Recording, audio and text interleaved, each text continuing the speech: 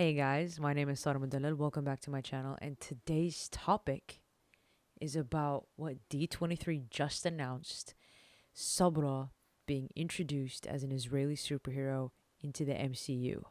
Let's talk about it. Jumping right into it, we're just going to talk about what D23 just announced. They are going to have Sabra in the new Captain America movie, New World Order. Now, we don't even know what this movie is going to be about, but I can assure you it's probably something positive about this country. I hope I'm wrong, but New World Order seems a little bit obvious to me. Now, they casted this character called Shira Haas, who's an Israeli-born actor who's known for other movies, and main one Netflix movie during 2020 called Unorthodox. So apparently they thought that she would be the best fit for this role because of her origin and because she probably is great at acting. But after D23 announced this, it caused so many problems and faced a lot of backlash in the community. Of course, I kind of feel sorry for her because I don't know what her motives are, what her intentions are. She's just a human being. We all know, and you all know, what Israel has been doing to the Palestinians for the past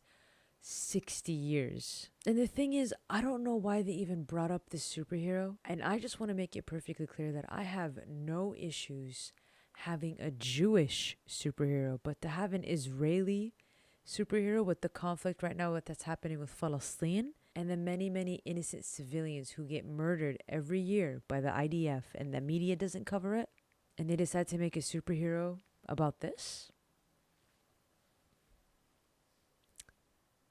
I don't know what to tell you. So yes, of course there's going to be a lot of backlash in this community. It's going to talk about the main things, which is the biggest conflict, Israel and Palestine. Now, of course, we don't know what the movie is going to be talked about. We have no idea. We are just going to see in the next 2 years what's going to happen in this movie. But of course, people are going to be mad about it. So I decided to investigate and take a look at what the comic book actually looks like. And she first has been shown in the issue 256 of The Incredible Hulk. Here it is. Power and peril in the promised land.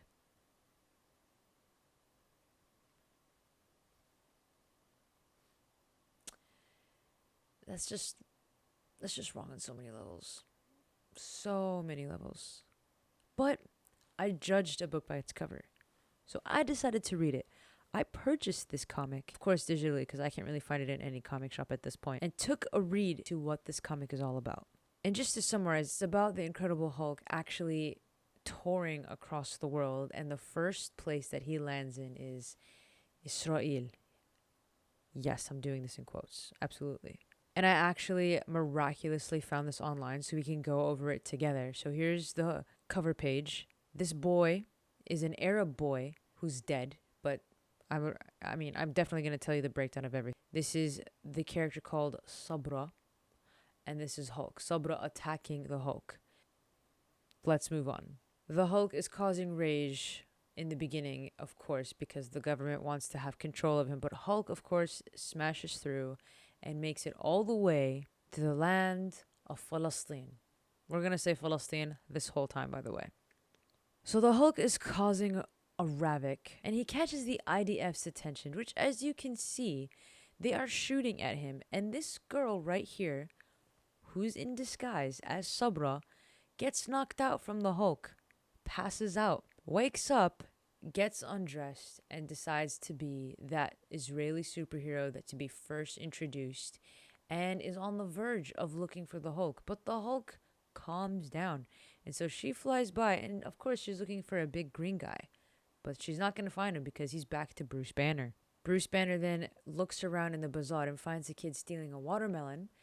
Bruce Banner saves the kid because he's hungry, and they both share a watermelon together. And this kid is telling him that he is Arab, living in Israel. He has been in this conflict where both lands are fighting for ownership. And of course, they don't mention that he's Palestinian. They only say he's Arab. Why don't they mention that he's Palestinian? I don't know. They probably should have, but let's continue. So the Arab boy continues to look for money, to look for food, and he goes inside of this cafe. Bruce Banner waits for him outside, and then all of a sudden an explosion happens. And who caused the explosion? None other than terrorists. Why are they called terrorists? Honestly, I don't know.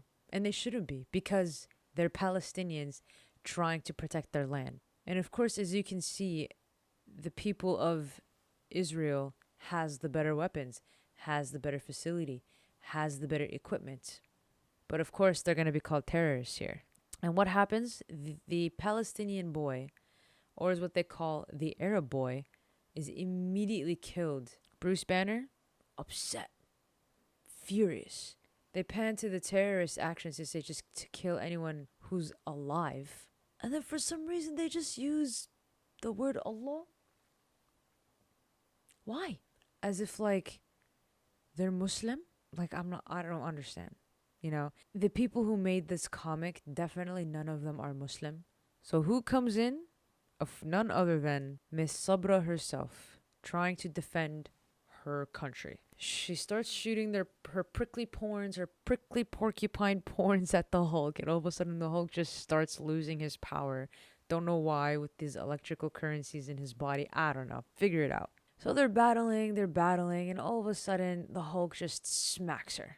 Takes the boy and goes to a completely different location away from all of these soldiers because honestly everyone's shooting at this guy and all he wants to do is protect this boy who's already dead. Sabra goes after him and sees the Hulk saddened that the boy is dead, and she's over here saying, dude, I'm going to arrest you, you are on whatever. And it's just like, you literally are involved with him. First of all, you thought that he was a terrorist, and Hulk furious looks at her and I guess yells at her in like easy English saying, this was my friend and he died because of you guys want one land and he didn't deserve to die and all he wants is peace.